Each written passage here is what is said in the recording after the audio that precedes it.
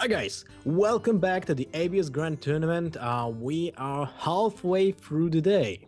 We have 8 matches for the day, and the 5th one, where it will be between Nihilum's Thijs versus Cloud9 Ek0p. Subtle, how are you doing today? Yeah, I'm doing pretty good. We've seen some fantastic series so far, a lot of great players, couple of exhausting matchups to pound our way through, but for the most part, some really enjoyable Hearthstone, some really good matches, and this one promises to be no different.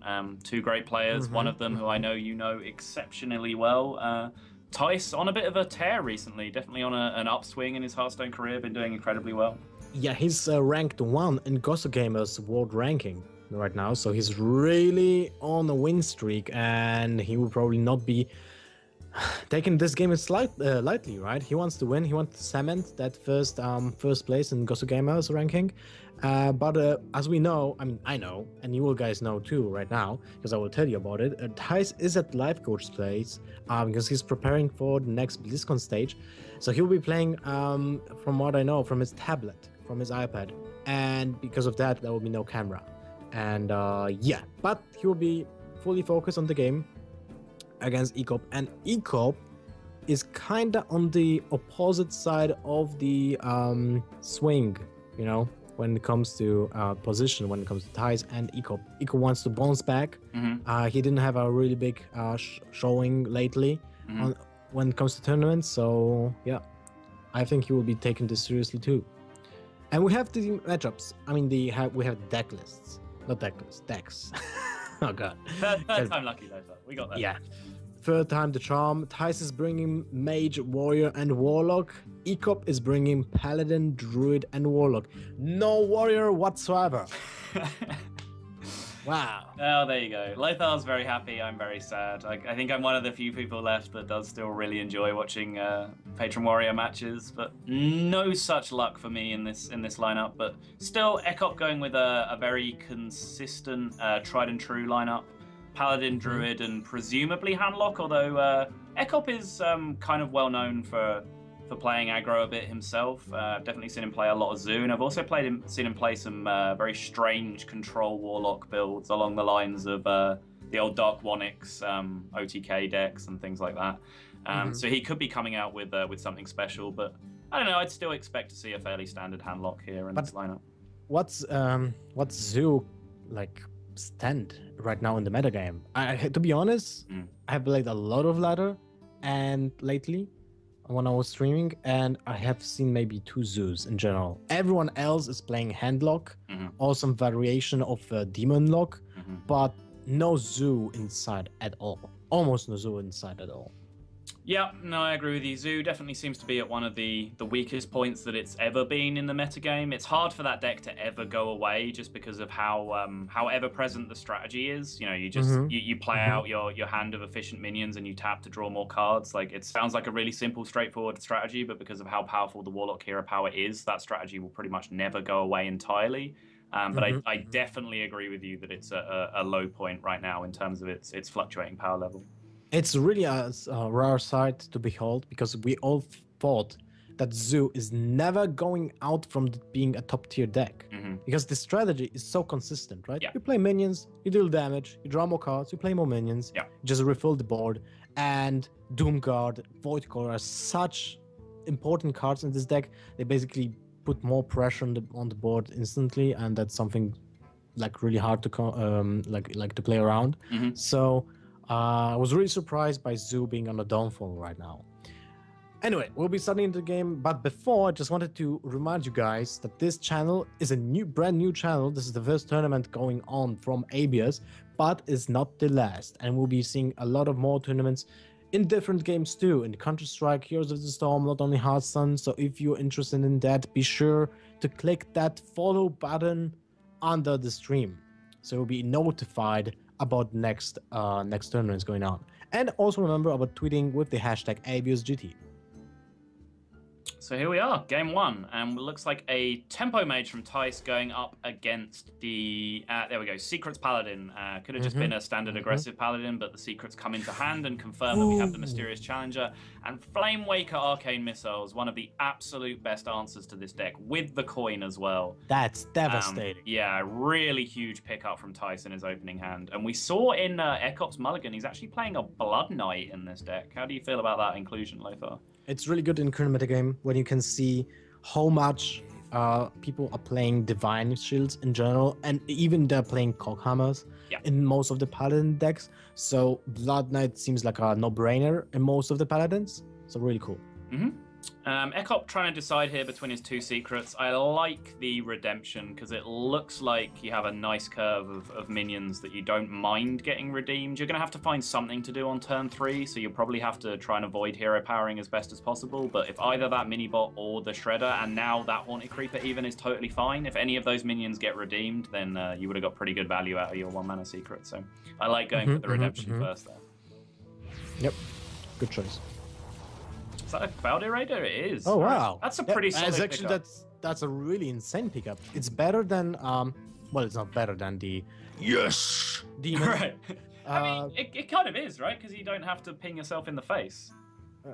Well, yeah, you can ping something else in the face. Yeah, so it's actually better than the. But it's not a demon, so it doesn't have the interaction with demon cards, right? Yeah, but let's say that Thijs will get a second unstable portal into Void Caller. Okay, yeah, sure. Or just Mal'Ganis, Spellslinger into Demon Heart, right? Oh yeah, or something like that. Yeah. But Spellslinger into Sacrificial Pact for your opponent would be really bad. All right, let's not try and work out all the permutations of the Casino Mage because we'll be here forever. But yeah, we do see that at some point, Thijs has the ability to unleash the crazy Flame Waker turn. But it looks like for now, he's just going to go with making a 6/6. It does involve spending the coin, which does have a lot of value with that Flame Waker, but playing a 6/6 on turn 3 seems to make it worth it, right? Especially when your opponent can only have a Blessing of Kings or True Silver Champion. Well, actually, I don't like that, because the True Silver Champion makes it really awkward. I mean, I don't mind Blessing of Kings, right? But True Silver Champion would make this turn really awkward. You have to deal with it instantly, right? Because if it goes like bigger and bigger... I mean, if it goes to 8/8 next turn, you can still Blessing of Kings your piloted Shredder, and that's a better trade for you because you still retain the 2-drop afterwards than just using the shielded mini-bot this turn. So I think it's okay to let it go up to 8/8. I don't mind this play, and like this board that he's generated with the Redemption in play is just so terrible. Ooh, Flame Strike. Strike indeed. Interesting. So we go face, we proc the Noble Sacrifice, and we're actually going to get the 2/1 minion redeemed. I didn't notice that he actually played the Noble Sacrifice as well. It was the turn 1.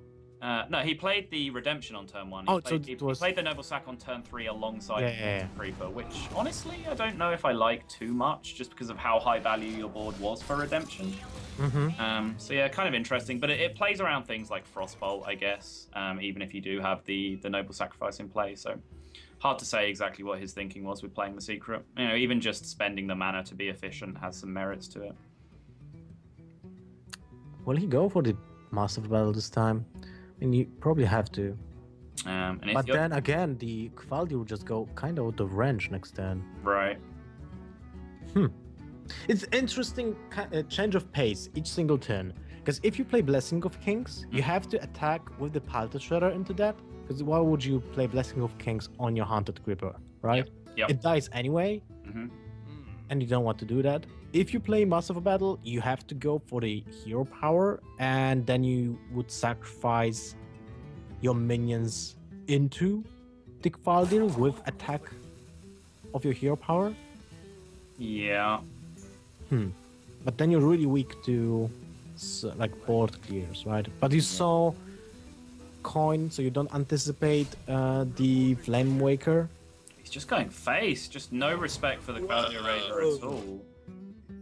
And there is a possible absolute blowout here for Thijs if he decides to go for the Flame Waker play and gets a good run of RNG off the Arcane Missiles and the Flame Waker shots. He can potentially swing this board right around on its head. When you go for it, right? Yeah, I mean, the downside is that you don't get to ping this turn, so you're missing out on the +2/+2. But the Inspire doesn't really matter that yeah, much. and also, if you just ping this turn anyway, then what's the rest of your play? Like Mana Worm, ping, Frostbolt? That actually might be the play he's going for. I mean, Mana Worm happens either way. Yes. So this could be Mana Worm, Flame Waker, Arcane Missiles, or it could be Mana Worm, ping, Frostbolt. We'll just have to see which line Thijs is favoring right now. Yeah, that's true. I mean, I would favor the... Oh, he goes for the ping. I would go for the Flame Waker, but Flame Waker next turn with Frostbolt and Arcane Missiles. Is he actually? Seems reasonable too. No, he's going to use the Frostbolt to clear out the Pilot Shredder. So he is reducing the amount of value off his Flame Waker, but he does still have that Arcane Missiles, which is a pretty good backup plan. And yeah, we should see Ek0p trade out the Mana Worm here after he plays the Mysterious Challenger, just to make sure that 10-8 is getting tanked by the Noble Sacrifice. I don't see any way you ignore the Mana Worm this turn. Yeah, you have to kill it, that's true. And even sacrifice the 1/1, so that's a good call on this. Ooh. Actually, okay, never mind. I mean, there's merit to this as well. Just, not making reads about what your opponent might have. This spreads your board as wide as possible, so Competitive Spirit gets as much value as it possibly can. So I can understand this line of play as well, but there are many, many possibilities this turn. Wow. And you're dead to Avenge Blessing of Kings, no matter what. Because you can't attack, so the Kvaldir will be basically useless this turn. Yeah. Be stopped by just really small minions. Like, it's damn shame to watch. At 12, attack minion will be stopped by. Wow, those Arcane Missiles though. That was absolutely appalling. All those 1/1s on the board, and Arcane Missiles Flame Waker only cleared one of them. That's pretty ridiculous. Yep, nothing changed on the board. Yep. I mean, it's even bigger than it was. He's going to go ahead and clear the Noble Sack here with the 12-10. Wow, that's game. That's enough damage to clear the mage from the board. Yep. We saw the Argent Squire earlier tanking the hit from the 8/8 Mountain Giant, but yeah, even better Noble Sacrifice there, soaking up a 12-10 Kvaldir Raider. Well, that was quick. I think that the Flame Waker played on the turn when he would have gone for the Ek0p missiles with the Mana Worm would have been way better. Yeah, I agree with you. Pinging and just going with the Kvaldir to insane, amount of attack. Yeah. That's true. I mean, I can understand the mentality of getting greedy with that Kvaldir Raider, because it does seem like it has the potential to just solo the game. But I think, like, when you're playing against Mysterious Challenger Paladin, the way they're going to win is playing Mysterious Challenger on turn 6 most of the time. And in that situation, with the play he went, he has to realize he loses to turn 6 Mysterious Challenger 100% of the time. Yeah, that's true. So yeah, going with the Flame Waker clearing play with the Arcane Missiles seems like it might have given him more of a chance to be competitive on the board if the Mysterious Challenger did come down. Yeah, so just interesting line of play from Thijs there, choosing to be greedy with his Flame Waker, and it just ended up coming down way too late and just having no impact on the game at all. That's true. And now we'll see, first time of the day we'll be seeing a matchup between handlocks. And this is an interesting matchup because usually the player that goes lower on the HP first will win the match. Yeah, Molten Giant Shadow Flame is just one of the most powerful things in the matchup for sure. And if you give your opponent too much value from that by being too aggressive, overextending on the board and lowering their health, you're likely to just be in trouble. Molten Giant Shadow Flame just drawn into hand as we were talking about it.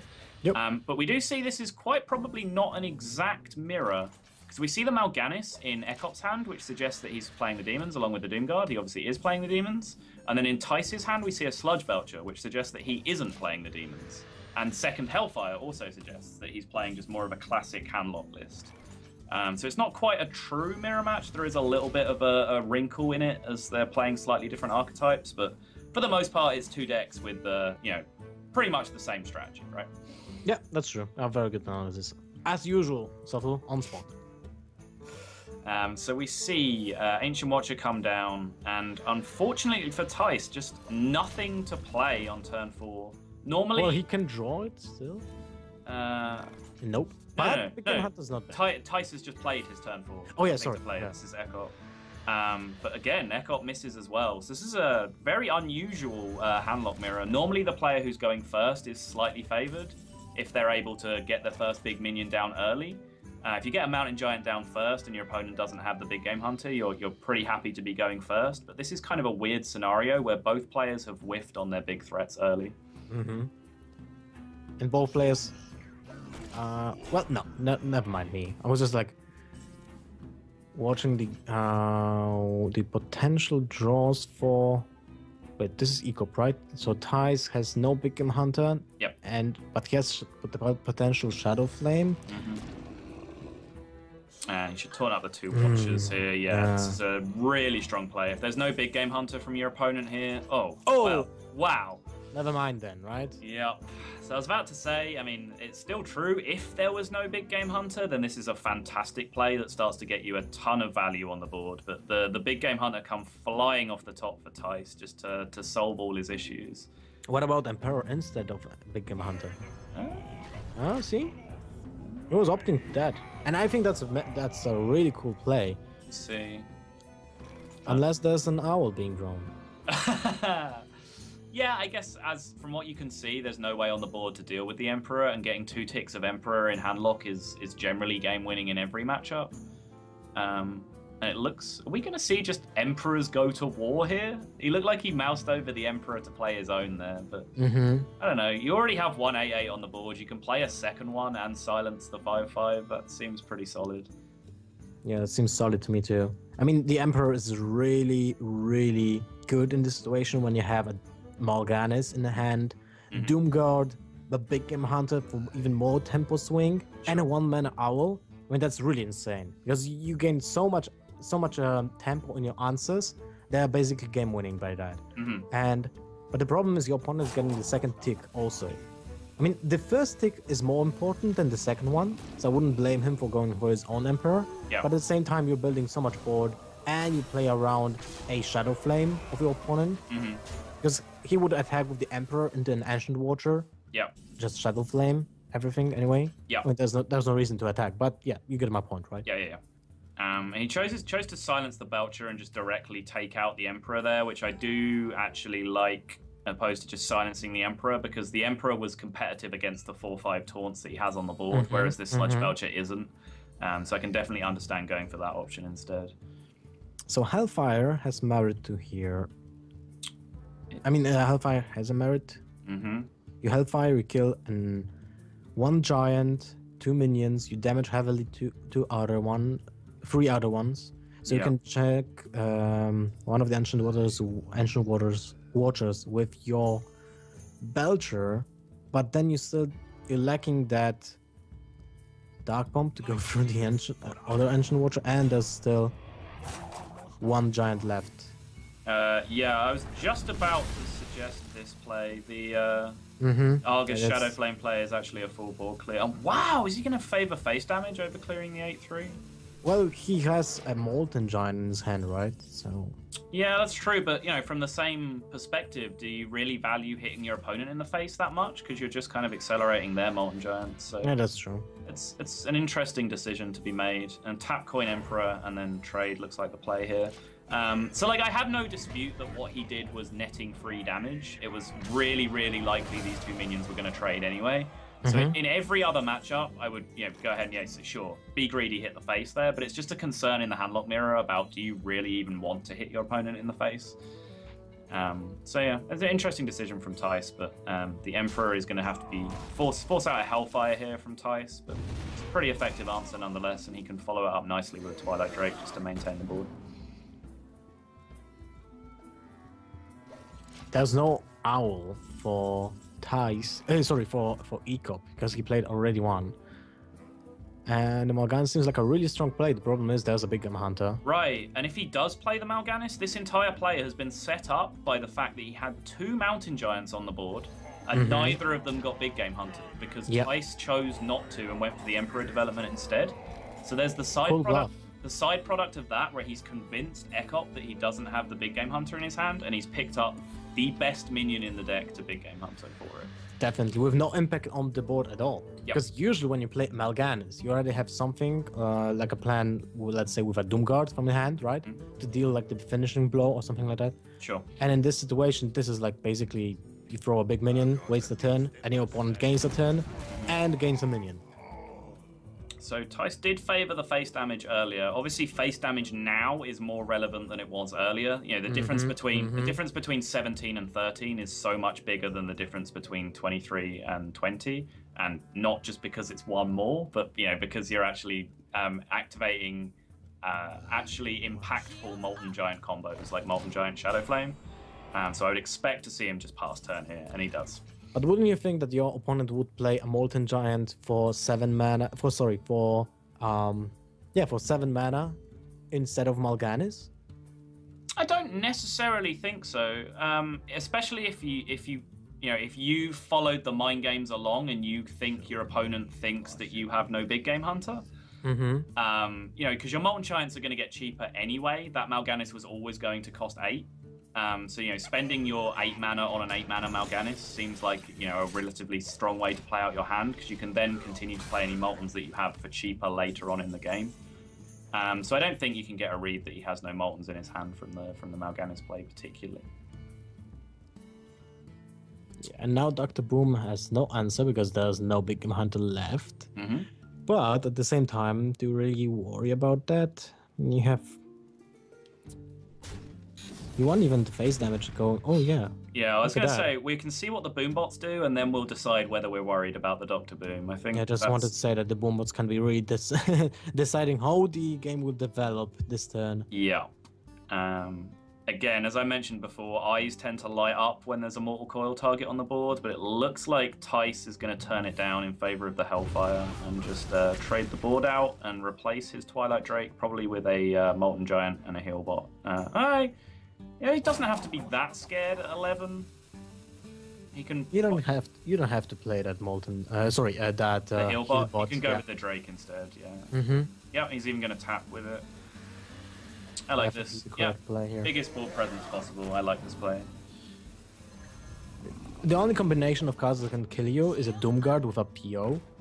Right, and he's even just potentially to play around that, he's going to go ahead and use the taunt, which I think is totally fine. I think a lot of players do use their taunts too liberally in handlock, but in this situation, those 2 minions are the biggest things that you're ever going to taunt for a long time. So I don't mind them being taunted here. Definitely. Wow, this answer though. He has the Owl, the Mortal Coil, and the Big Game Hunter, just to absolutely rip this board apart. Yuck. And there was one Hellfire being played already. Yep. No, both Hellfires have been played already, in fact. Oh, yeah, right. Well, that's not looking good for Thijs then. So what would you play with the Big Game Hunter here? Would you play the Twilight Drake, or would you play the... Voidcaller. The Voidcaller. Definitely the Voidcaller. Yeah, when your opponent is so low, and you can swing the tempo next turn with a free Voidcaller for damage, with alongside 2 Defender Vargas, you most likely will win just next turn. Yep, I prefer the Voidcaller here as well. I think Ek0p is reconsidering halfway through. Because if he played the Twilight Drake, he should have played it before he was playing the Owl. Obviously, playing the Mortal Coil doesn't matter because it cycles, but if he's playing the Drake, then... he's actually going to go ahead and answer. Yeah, oh, wow. Wow, this is a... That's really interesting. Because why would you taunt up when there's no way of handlock dealing that much damage next turn? No, especially after you've already seen 2 Hellfires, double Hellfire from your opponent, and a Dart Bomb. So not only is that a lot of burst gone, but the mere fact that they're playing double Hellfire means that there probably isn't a Doomguard in the deck. By the way, guys, still remember about the exclamation mark giveaway. It actually works. Go for it. Stop encouraging Twitch chat to go crazy, Lothar. They should. Okay, fair enough. Yeah, very, very strange play. Just doesn't... I mean, I guess he develops kind of an irritating board that, you know, the efficient way to deal with that board would be Hellfire, and he's already seen both Hellfires gone, but, I mean, is it really worth not developing one of those powerful things that you have in your hand, the Voidcaller and the Twilight Drake? I don't think so. Yeah, I agree with you here. I would have been much more threatening. So now, is yeah. it tie? Is it tie? I mean, I don't know. I don't know what Ek0p's plan is. I mean, he went down such a different line from us last turn that it's hard to stay in his mental state. Well, yeah. you can't really play the Doomguard at any point of the game No. until you kill him. Yeah.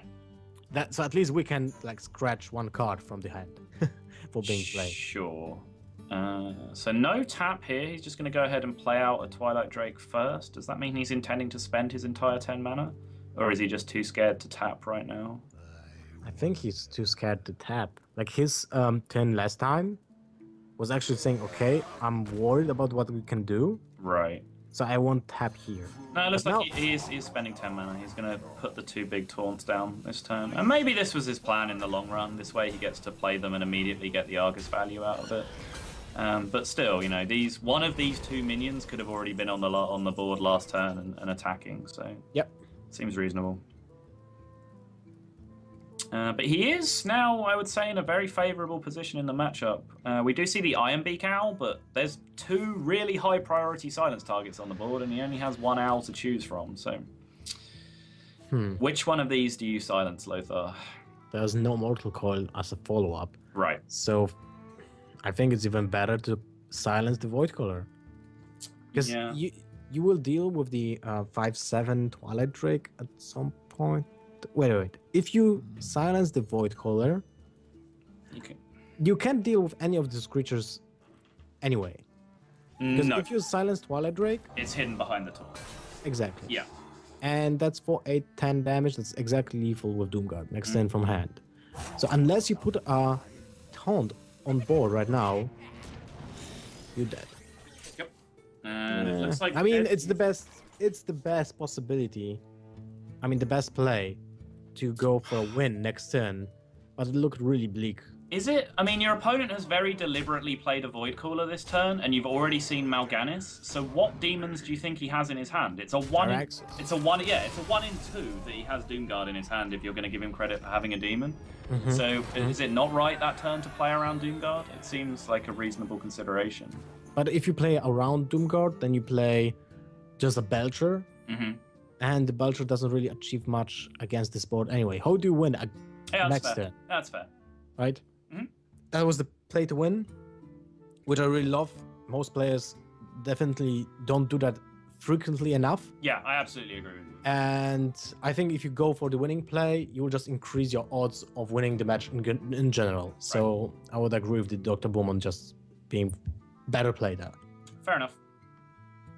And now we'll be jumping to a matchup between Mage and Druid, because Ek0p is only left with the Druid, so I don't blame Thijs opening with the best matchup, I would say, if he plays Mad Scientist with Mirror Images.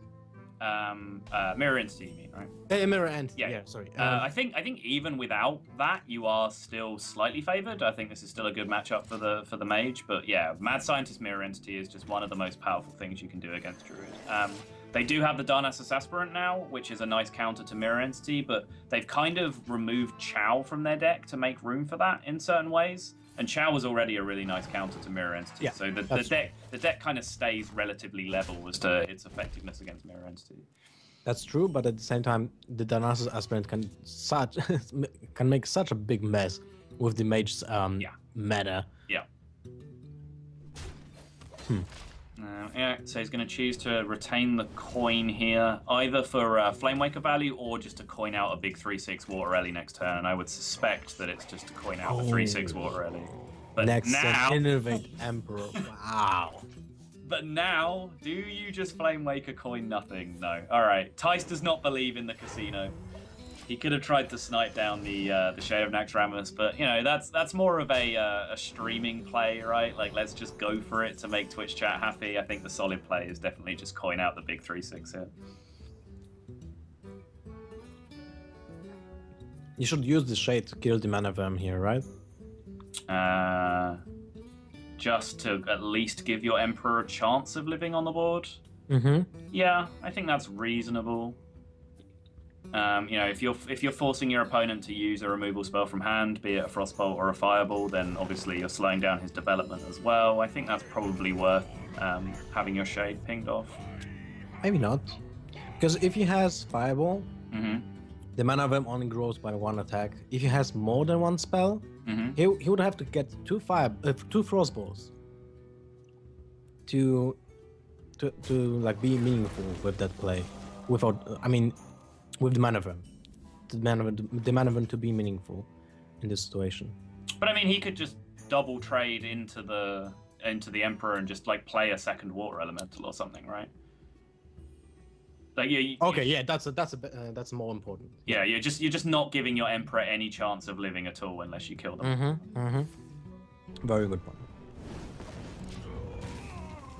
I really like that Thijs puts more emphasis on keeping the frostbolts because they can be more tempo gain than the fireball in general.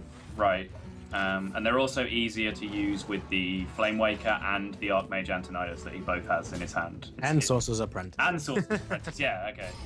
Yeah, so Frostbolts are looking like pretty great cards based on Thijs' hand right now. Flamewaker Frostbolt has to be, right? Does it? What's the other play? I was thinking about just Unstable Portal with Sorcerer's Apprentice and Frostbolt. Because next turn you have... You can develop the board more, because the Unstable Portal can be a free drop, right? And next turn you have your Flamewaker with Frostbolt anyway. But you can kind of reverse that logic, right? Like, he can do what you talked about this turn with a Flamewaker already consolidated on the board. So it kind of works both ways, and Flamewaker Frostbolt just seemed like... It all depends on the Unstable Portal RNG. It really does, yeah. Because if you gain... Oh! Kill it! Yeah, alright, we got it. That would have been devastating if that lived through all of this. Yeah, I know, but if it had just lived through all of this, that would have been crazy. Yeah. Because he would have been forced to play the Mirror Image to finally protect it, and I'm pretty sure he wants to keep at least one of these spells in his hand for the Archmage Antonidas, especially since he can just slam it next turn if the Sorcerer's Apprentice lives. Why do I play the Mirror Image? What are you doing? Because he wants to hold it next turn and just use it immediately for Archmage Antonidas. Okay. But those minions would be 1/2, and you play around Force of Nature. Yeah. So what's the one play that can Druid do to regain tempo? It's only Force of Nature, and you play around that with the Mirror Image. I guess that's true, but still, I mean, do you want to be left with Archmage Antonidas and no cards in your hand? If you keep that Mirror Image and your Sorcerer's Apprentice dies, then you have no card to play next turn. That's fair. Because you can't play Antonidas like so when you're keeping the Mirror Image, right? I mean, can't you? If he spends this entire turn removing and shows that his best removal option was Force of Nature, can't you just play Raw Antonidas anyway? Isn't it just going to live on the board? I'm not sure. You would have played it anyway if you Mirror Imaged last turn, but then you would have minions on board because you were protected from the Force of Nature. Right. Yeah, I think that one's really, really close. But yeah, if I was Thijs here, I would just absolutely windmill slam the Raw Antonidas here. Looks like he disagrees. Alright. It's fine. Still 2 minions on the board, and we talked about how minions are annoying for the Druid in general. So, sure. Yeah. But, I think you're relatively confident that there's no Keeper in your opponent's hand, because Keeper was just a nice play alongside something else last turn, just to snipe down the 3/2.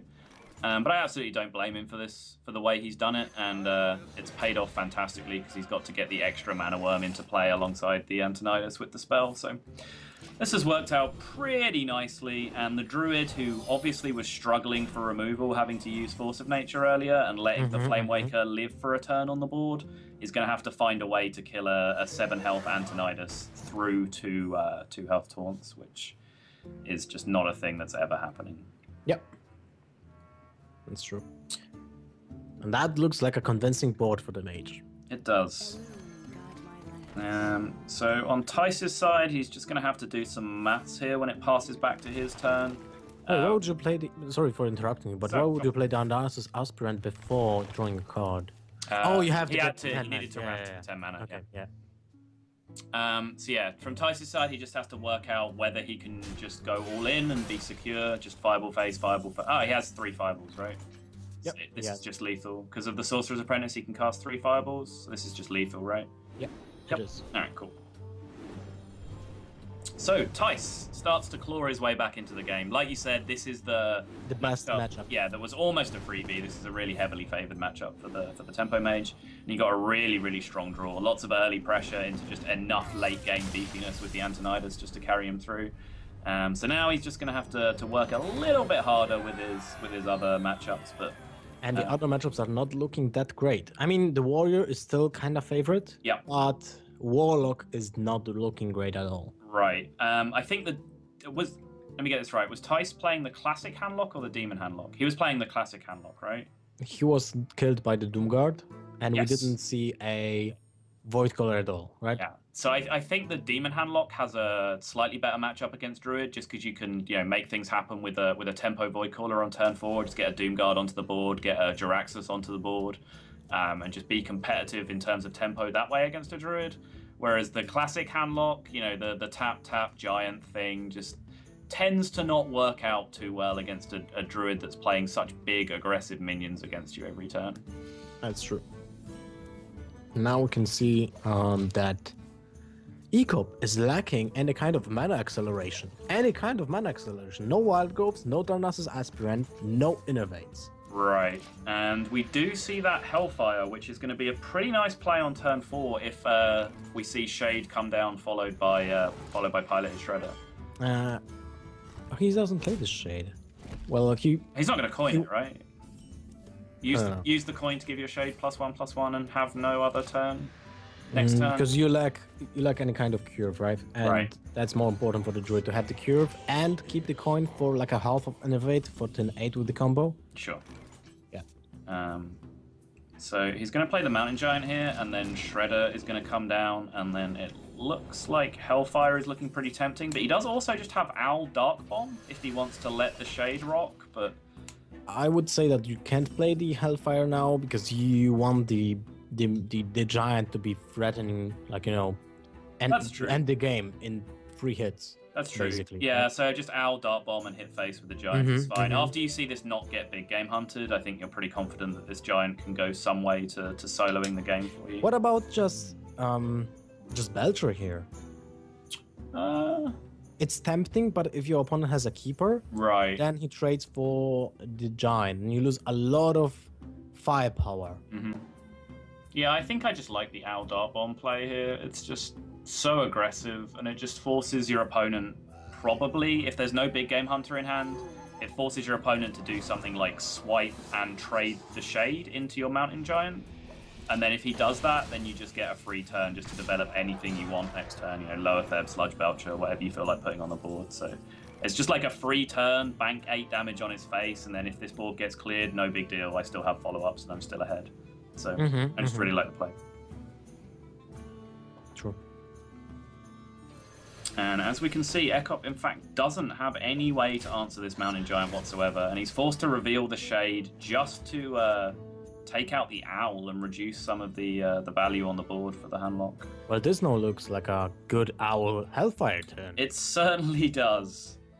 And I think at this point, your opponent couldn't do 4 damage to your Giant last turn, or else he would have traded into it. Yes, so he can't leaving it as exactly. Leaving it as an 8/5 now, it's it's safe against all the same things. And as you said, you just want to value this Giant hitting him in the face 3 times, and it looks like that's exactly what's going to happen. But now the top deck Wrath will change the pace of the game. If that Giant has one more hit, that would have been the game already. Yeah, absolutely. So I would say Lower Theb is coming down here just because it's so aggressive and it starts to threaten your opponent so much. Okay, Drake is a nice pickup. I was about to go on to say the only downside of that is that Lower Theb is a really high value card for the late game. But wouldn't you favor the Low Theb because it's always sticking to the board? Yeah, I mean, there's merit to it, but you've seen your opponent struggle to remove your stuff, and you've just seen one Keeper used. So I think, there's one card that could be in his hand that answers this, and that's exactly Second Keeper. I think maybe that read is worth the utility of keeping the lower third just in case this game does swing around. But that's game next turn if you want to remove those minions or put a lot of taunts. Or just play lower third, right? Oh, of course. Which is kind of the thing. Lower third is always like the emergency button against Druid. You can always play it out and just buy yourself a turn and get some tempo on the board. And there we go. We do see the Lothar come down. So yeah, it is interesting. He certainly would have been much closer to pushing for lethal if he'd have played these minions in the other order, but... But he didn't have anything to push for the lethal anyway. Right. So it might have been better with the Torah Drake. Yeah. I mean, the stickier minion might be dealing damage, but then, as you said, you're not defending yourself from the combo, and at the same time, you're not pushing for lethal because you're missing that Hellfire, that Dark Bomb that you already played. Yep. So from Ek0p's side here, if he's playing Druid of the Claw over one of these 7 drops, I can only imagine he's charging face and going all in, right? Is he? I mean, What other reason is there to play the Druid of the Claw over one of these bigger, higher value minions? Because like the Ancient of War, I guess like. We have seen Ek0p doing different stuff, right? We like have in the previous game. But like the Ancient of Law here heals you for 5, which is kind of the same thing as taunting for 6 points of health. You know, it's roughly the same thing. But I guess you'd rather have the Ancient of Law in your hand, which is the reason to go for the Druid of the Claw. Plus, you gain to get to gain an extra health with the hero power. Because right now he's staring down lethal on the board from just an Iron Beak out. But yeah, it looks like he's going to go for the heal play instead. And I think I like this play a lot better, just to get the most expensive minion out of your hand. One Molten Giant, but it's of course not enough to play it like 2. Yeah. But he has no double Molten Giants anyway. What are the options? You can play Belcher, which is nice because you are sure that it will tank 2 attacks at least. You can play Mountain Giant and Sun Fury Protector. There's no real reason you'd ever play a 6-mana Molten over a 6-mana Mountain, because generally at this point in the game you're going to be playing your hand out, so the Mountain Giant's going to be more expensive and the Molten Giant is just going to get cheaper. So you'd always go with the... He's going to choose not to play the Mountain Giant this time. Alright, Belcher play with the Argus, gets to preserve his 6-1 on board. I like this. Yeah. Yep. Seems like the most safe, the safest play here. Yeah. And that's a correct decision. Especially when you know that your opponent kept the coin as before, right? Right. So the reason to keep the coin before that was the fact that he has the combo already in hand. Yeah, and it preserves 2 more Taunt Givers in your hand as well. The only downside of this is that maybe you're resigning yourself to where this Mountain Giant is too slow because you played 2 more cards this turn. So with the extra card draw next turn, the Mountain Giant's going to cost 7. That might end up just being too expensive to play this game because you're going to be under a lot of pressure from this point forward.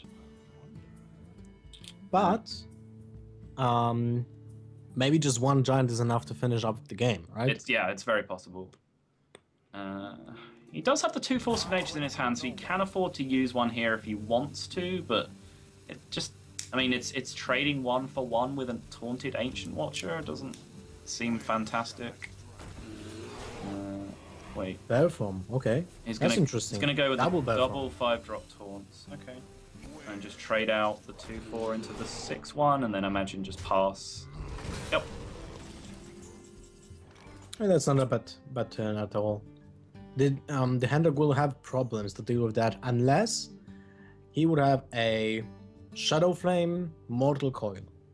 Yep, or Molten Giant Shadow Flame would do it as well. It would, it would take your whole turn. You'd get to tap with it as well. But I think like if you Molten Giant Shadow Flame this board with that board that you have consolidated already against a Druid, that is probably just game winning. So we would almost certainly see that play happen if he had it. So I think when this board does not get Shadow Flamed, Ek0p will rule out Shadow Flame from Thijs' hand entirely, just because the Shadow Flame is so punishing here. Yep, definitely true. But without the Shadow Flame, what's the best line of play here for Thijs, do you think? I think there's really no correct option. I mean, maybe not correct, maybe I just misspoke, but like a safest option, right? Because you probably die to everything that your opponent will play. So you have to taunt up as much as possible. Ek0p starting to emote as the rope appears, which is it's not just BM. I mean, it is, but it's actually a legitimate strategy that a lot of players do. Because when the rope appears, your brain starts to fill with a million things, right? Mm-hmm. The rope that's distracting. Yeah, the rope appears, and you suddenly have to make a snap decision between all the things that you've considered for the turn. So by adding that one more thing to like try and overload your senses, they're trying to make you make an inefficient decision. So there is some merit behind it. I don't believe this is enough to push through, is it? That's not it. There's nowhere near. Especially with the giant being a 9th health minion, Right. which is a pain in the bottom. Yeah. Wow, he's just straight up trading his entire Force of Nature Savage Roar combo for a Taunted Molten Giant. And then you have to sacrifice. Well, not sacrifice because it will live still, but you have to deal a lot of damage to your own Druid of the Claw. Mm-hmm. But we do see that he is out of taunts from what we can see, and there is still another Savage Roar in Ek0p's deck. Is he? There's like a perfect combination of Mortal Coil and Giant Sunfury Protector. No, I just mean from Ek0p's perspective, he clears the board of taunts. He's already seen a lot of taunts used. He's seen 2 Taunt Givers and 2 Belchers. So he might just be saying, okay, if I clear this board and if I draw my second Force of Nature, then I'll be in really good shape. But as you said, Thijs' hand just contains the perfect answer. Oh, hello. Wow, that is a potentially game-winning draw here, but yes, it is. And you follow it up with Ancient of War. Yeah, absolutely. Wow, that's really. As a 10-5, right? Of course, Uproot or Riot. Yep. Chat is going crazy right now. As every fine, upstanding Twitch chat member knows, there is only one acceptable way to play Ancient of War. Is Thijs still? No, he used 2 owls already. Did he?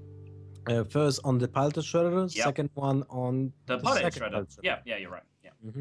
On turn 4 and 6. Yeah. So what are the options here? I mean, I think there's none. There's no option to kill that minion. I don't know. No. Unless he plays Siphon Soul. Which is pretty unlikely. That's a card that's been rotated out of most hand-locked decks at this point. It's always been a pretty horrible value card. It was just kind of a card that was necessary to play in hand-lock. But as more good cards have appeared for the deck, it's started to become less and less important. Chooses to tap, so he's not going with the double heal bot play this turn. So it looks like we'll just see 1 Molten and 1 heal bot come down. Don't see any other line of play here that looks particularly promising. Yep, and that leaves 9, 11, 17 damage on board, 18. 18 with the hero power. Wild Growth cannot hit Savage Roar because he won't have enough mana to do it, so I don't think there's any lethal draw this turn.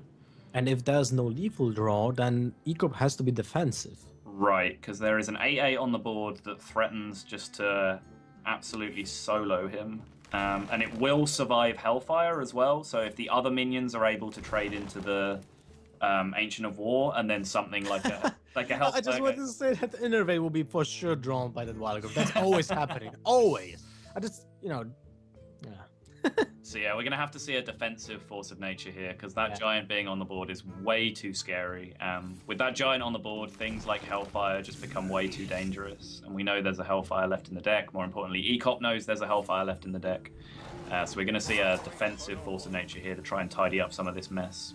It's still not horrible for Ek0p because he has the Ancient of War still on board. Right, and he knows it sticks as well because he's both out. So. But at the same time, it's not really appealing. No. Because your opponent is almost on full health. He didn't use the second heal bot. Whew. Sludge Belcher is a pretty nice looking draw. Yes, it is. He does have the option for the board clear here, but it would mean no development of his own. And that's horrible. And that's absolutely, yeah, exactly. That's just not the play. So Belcher heal bot looks pretty solid. I think you know if this game goes long enough that you're going to outvalue the Druid at this point when they're completely out of combo options. If you're just playing minion for minion, then generally you're going to do better. And at some point, you already have 6 damage right now that's going face. So all you have to do ever is get 1 minion to connect with his face, and you have lethal. That's awkward for Ek0p. I mean, the draw that he got 2 times in a row are completely not relevant at all. Right. I mean, apart from the fact that Emperor is a 5/5 body. That's still a good fact. That, unfortunately... means game, right? No. Is it? No. No. The Ancient of War is 5/5. Right? Yep. So 1 minion still has to go into it, or the Dart Bomb has to go into it. And if the Dart Bomb goes into it, like, you can't, like, basically there's no way of the minions attacking face before you Hellfire, is the point here. Exactly. But he can tap into... what else can he tap into? He used both Defender Argus and both Sunfield Protectors. But he didn't get pretty solid though.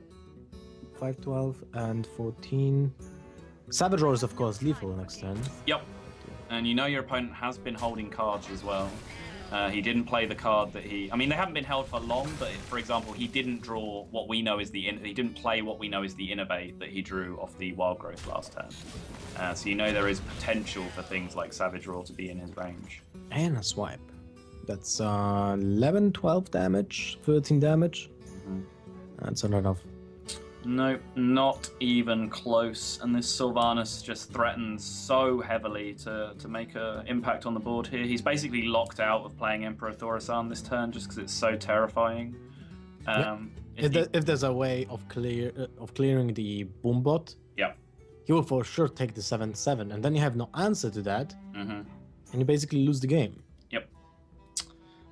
So Sylvanas, really important draw for Thijs there. Just puts so much pressure and so much tension onto this board, which is what Sylvanas does. It basically locks up board states in a way that require a resolution. And generally, like when you're ahead in the game, as Thijs is now, that favors you so heavily because your opponent can't really like leverage plays on the board to fight themselves back into it because the Sylvanas just threatens to do too much. So he's just going to deal with it straight away. Actually, that's also not really that great because the Boombot might deal phase damage. Right, that's very true. That's very true. Ooh, not quite. With the Dart Bomb already gone, that's not relevant. I think he's well aware that the only burst damage left in the deck is 1 Hellfire.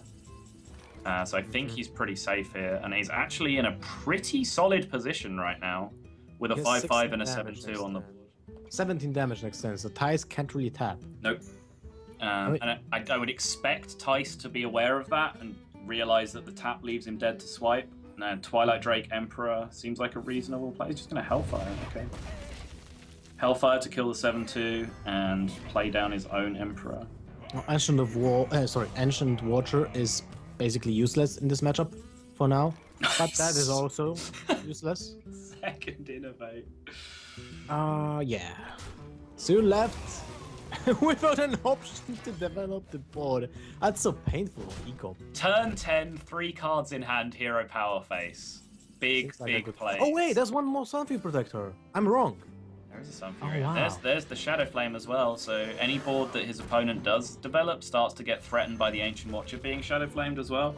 You know, even it would be hard to imagine Thijs putting Ek0p in any range where, oh my god, these draws.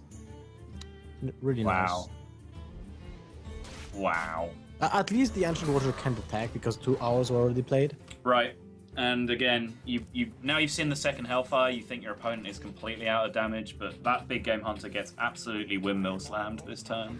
Almost all the cards! So what is the last card? Should he even be tapping here? Yeah, I'm wondering about that myself. Yeah. I mean, we don't know what the last card is. Maybe it's Jaraxxus. Right. And Jaraxxus is basically 3 additional damage. That's true, yeah. So if he knows his last card is now Jaraxxus, then the tap is correct, because he guarantees drawing it with 9 mana available to play next turn, and then secures lethal. Yeah, that's absolutely right. I will see in a second, unless Ek0p will just suicide. I mean, sorry, concede. I doubt it, because the Ancient of Law actually keeps him alive here reasonably. He knows that the only card he can possibly die to at this point is Jaraxxus. He's been keeping count of things like double Dart Bomb, double Hellfire that have already been used. So I think if he Ancient of Law heals himself and just hero powers up and goes to 9, he might actually feel relatively okay about this match. But yeah, hopefully for Thijs' sake, the last card is Jiraxxus, and that should just come down and seal the game, because 4 + 2 + 3 is unbelievably 9, Lothar. I'm really wondering what didn't we see this matchup? Like any kind of card that we didn't see, maybe a second Shadow Flame, but he was playing 2 Hellfires though, so he drew. Wow. Why? Cards. And he conceded. What was he looking for? I have no idea, and I would really love to see what was the last card. For yeah, Thijs. me too. I would really love to know that. I mean, I can ask him, right? Yeah. But I'm not sure if it's on any communicators right now when he's playing on iPad. Also, is he going to want to reveal what that last card is to the stream, playing in a $5,000 tournament? I don't know. Yeah. Okay, I'm just not gonna ask him. Because yeah, from his perspective, it's nice, right? Because that last card could be anything. So yeah, it might be Jiraxxus. It might be even Doomguard.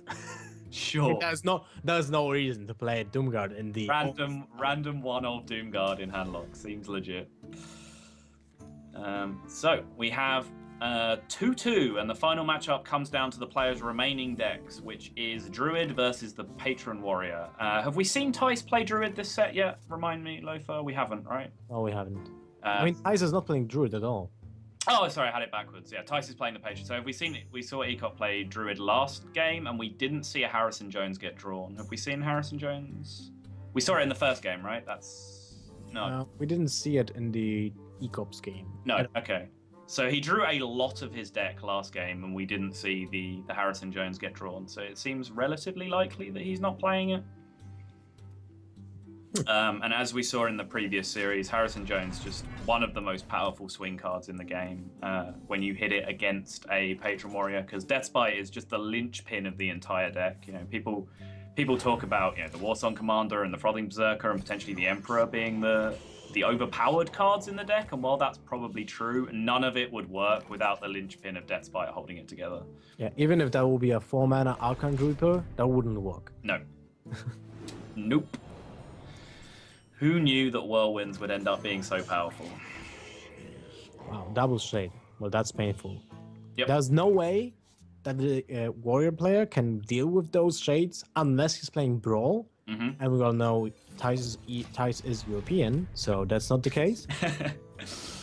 And the only way that Thijs can outrace Ek0p right now is to play Emperor with the full combo of Frothing Berserker in his hand already. And this looks really grim because there's a Twin 4 Emperor.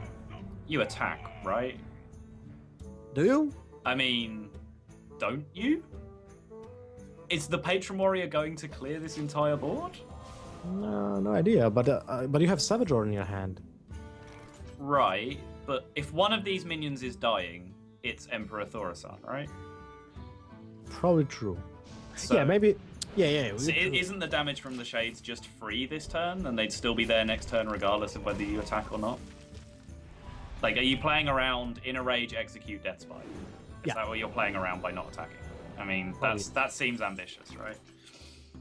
But now with double Savage Roar, you definitely not attack. Yeah, now you've drawn the second Savage Roar, you do actually get rewarded for your play, but he's going to choose to reverse exactly everything we say, Lothar. Okay. But I mean, this is the situation that he set up last turn, right? He has. Yeah, but I would just charge the Druid of the Claw. Yeah, exactly. But because there was no Deathspite, so why would you play that in taunt mode? Right. It's your charge minion will deal 8 damage right now, and you might even charge with everything because there was no Deathspite, right? And kill him with double Savage Roar right now, because that's 6 damage, 8 damage, 16. I mean that's lethal anyway, but you would have more damage with the charged creatures last turn. Is it? Wait, it's 29, right? 29, so that's 16, 20, 25, 31. 31, yeah. 16 plus 15, yeah. Okay, so that's game. Ek0p advances. Shades of Naxxramas, ladies and gentlemen. What a card. That's a lot of damage. But yeah. And he could have dealt 5, 9, 13 damage last turn. Right. And he could have dealt 7 damage the turn before. I mean, anyway, GG. Yep. GG to Ek0p. He's winning his round of 16 match and advances to round of 8 when he will be playing against type ! Bracket click. Yeah. And let me see. Ek0p. Where is Ek0p? Ek0p is here, so we're playing against Orange. And Thijs is unfortunately saying goodbye to this tournament because it's single elimination. And we'll be having a little break. And after the break, we'll be going to the match between Roger and Cypher. And